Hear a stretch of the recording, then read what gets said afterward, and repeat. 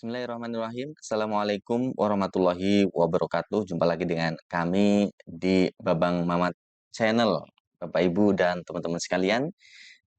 Terutama bagi Bapak Ibu guru yang sudah sertifikasi tapi tidak dapat memenuhi beban kerja sehingga sertifikasi tidak cair. Di kesempatan kali ini kami akan berbagi informasi mengenai aturan terbaru tentang pemenuhan beban kerja guru, kepala sekolah, dan juga pengawas sekolah bagi sekolah-sekolah di bawah naungan Kemendikbudristek. Peraturan terbaru ini adalah peraturan nomor 25 tahun 2024, Bapak dan Ibu teman-teman, sebagai perubahan atas peraturan nomor 15 tahun 2018 tentang pemenuhan beban kerja guru, beban kerja kepala sekolah, dan juga beban kerja pengawas sekolah. Bapak dan Ibu teman-teman, ada beberapa hal yang di sini mengalami perubahan. Pertama, ketentuan angka 2 dan angka 7. Pasal 1 diubah sehingga berbunyi bahwa pada angka 2, kepala sekolah adalah guru yang diberi tugas untuk memimpin pembelajaran. Jadi kepala sekolah bukan lagi tugas tambahan ya, tapi menjadi tugas pokok. Kemudian pada poin 7, menteri adalah menteri yang menyelenggarakan urusan pemerintahan di bidang pendidikan.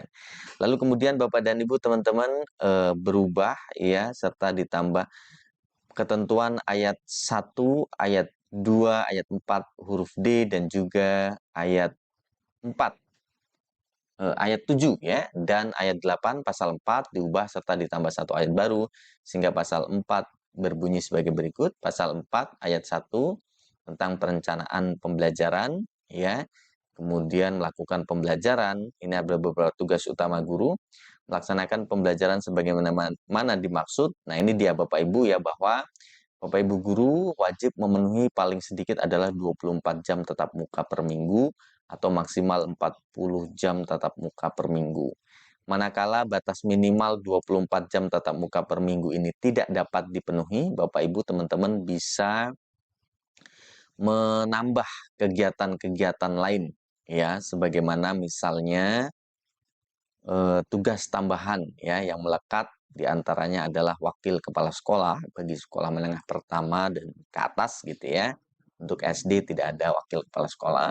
Ketua program keahlian ini bagi sekolah menengah kejuruan, kepala perpustakaan bagi yang sudah memiliki perpustakaan dengan persyaratan tertentu, kepala laboratorium, bengkel ataupun pembelajaran industri satuan pendidikan ini juga sama ya, bagi Bapak Ibu guru yang memiliki laboratorium dan juga memenuhi persyaratan tertentu, sebagai pembimbing khusus pada sekolah inklusif, dan juga beberapa tugas tambahan lain ya yang terkait dengan satuan pendidikan. Nah, Bapak Ibu teman-teman, kalau kita lihat tugas tambahan untuk poin A sampai dengan poin D, ini dia Bapak Ibu ya, bahwa itu harus dilaksanakan pada satuan administrasi pangkalnya. Jadi di sekolah induk ya.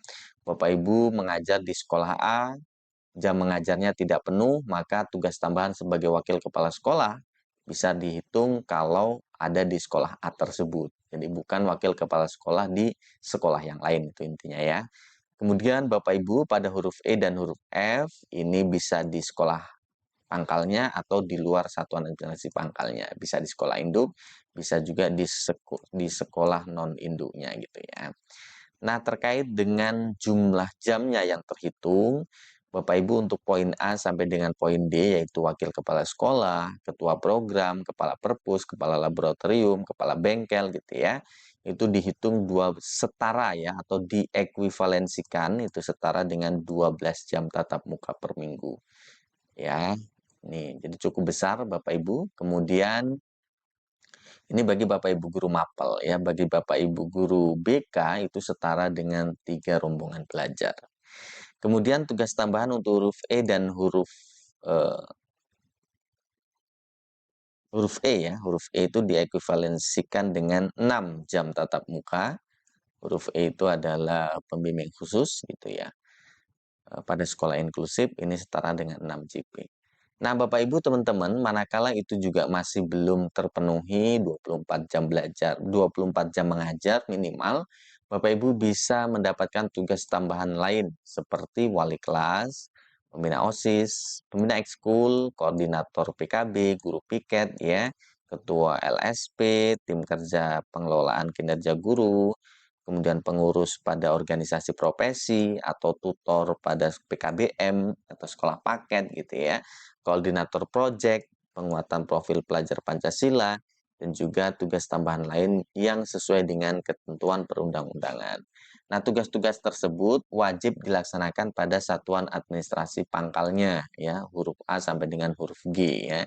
Sedangkan huruf H ya, nanti kita lihat huruf H dan seterusnya bagaimana.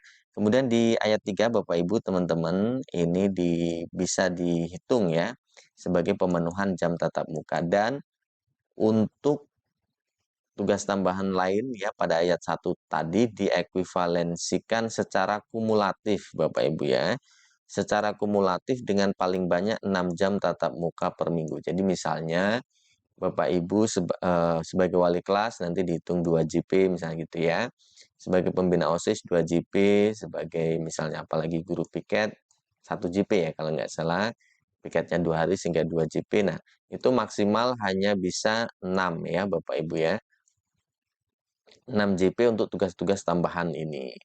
Jadi tidak boleh melebihi 6 JP ya, ataupun melebihi 6 JP maka tidak terhitung sebagai lebih dari 6 JP, yang dihitung hanya 6 JP.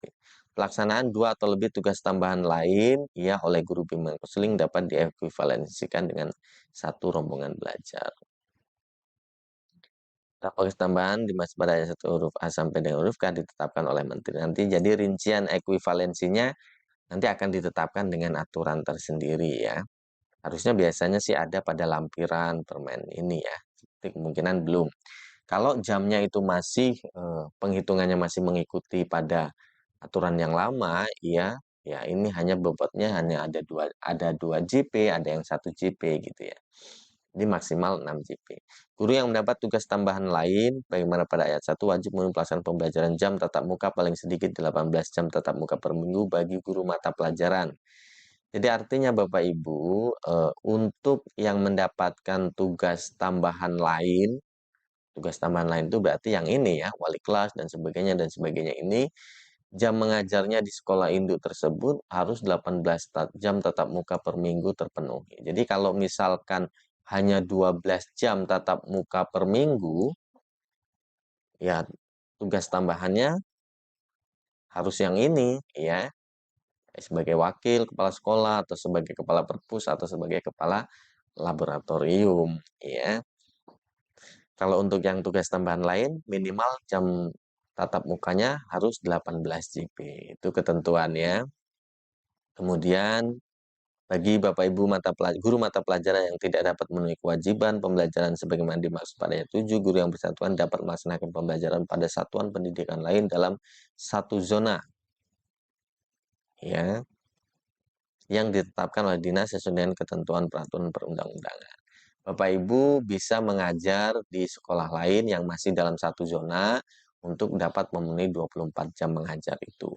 Guru mata pelajaran pada ayat 8 melaksanakan kewajiban pelaksanaan pembelajaran paling sedikit 12 jam tatap muka per minggu pada satuan administrasi pangkalnya dan paling banyak 6 jam tatap muka per minggu pada lembaga pendidikan atau satuan pendidikan lain sesuai zona. Jadi tetap ada batasan-batasan ya Bapak Ibu. Di sekolah induknya itu minimal 12 jam tatap muka mengajar. Di sekolah non-induk paling banyak 6 jam tatap muka per minggu. Jadi dengan demikian Bapak Ibu tidak bisa ya mengajar di sekolah non-induk lebih banyak jamnya dibanding di sekolah induk. Aturan ini tidak bisa ya akomodir. Jadi tetap harus jam mengajar di sekolah induknya jauh lebih banyak dibanding jam mengajar di sekolah lain. Walaupun di sekolah lain Bapak Ibu mengajarnya 10 jam misalnya atau 12 jam. Maka terbacanya pada info GTK nanti yang diakui hanya 6 jam tatap muka. Jadi Bapak Ibu bisa memperhitungkan kemungkinan Bapak Ibu ketika jam mengajar di sekolah induknya tidak terpenuhi ya. Bagi Bapak Ibu kepala sekolah karena beban tugasnya sudah sebagai manajerial, pengembang kewirausahaan dan juga supervisi, pada guru dan tenaga kependidikan ini sudah ekuivalen ya dengan pembelajaran 20 beban mengajar 24 jam atau beban kerjanya 37,5 jam kerja efektif sudah terpenuhi. Jadi tidak ada tambahan melaksanakan tugas pembelajaran di kelas ya. Nah ini dia yang tidak melaksanakan tugas pembelajaran karena alasan tertentu bersifat sementara. Ya Bapak Ibu, kemudian untuk pengawas melaksanakan tugas pengawasan, pembimbingan, dan juga pelatihan profesional terhadap guru yang ekuivalen dengan pelaksanaan pembelajaran atau pembimbingan sebagaimana pasal 4 ayat 3 dan ayat 4. Bapak Ibu, teman-teman, sepintas mengenai beberapa perubahan sebenarnya tidak ada yang begitu menonjol ya dari perubahan ini. Ya, bagi Bapak Ibu guru sih sepertinya hampir sama ya, hanya bedanya beberapa hal misalnya seperti apa namanya tutor ini ya, apa namanya koordinator project ya, kalau di kurikulum lama nggak ada. Itu saja sih sebenarnya. Kalau kewajiban untuk mengajar minimal 12 JP, kemudian ketentuan wakil kepala satuan pendidikan tuh 12 JP terhitung, yaitu masih seperti peraturan yang lama. Kira.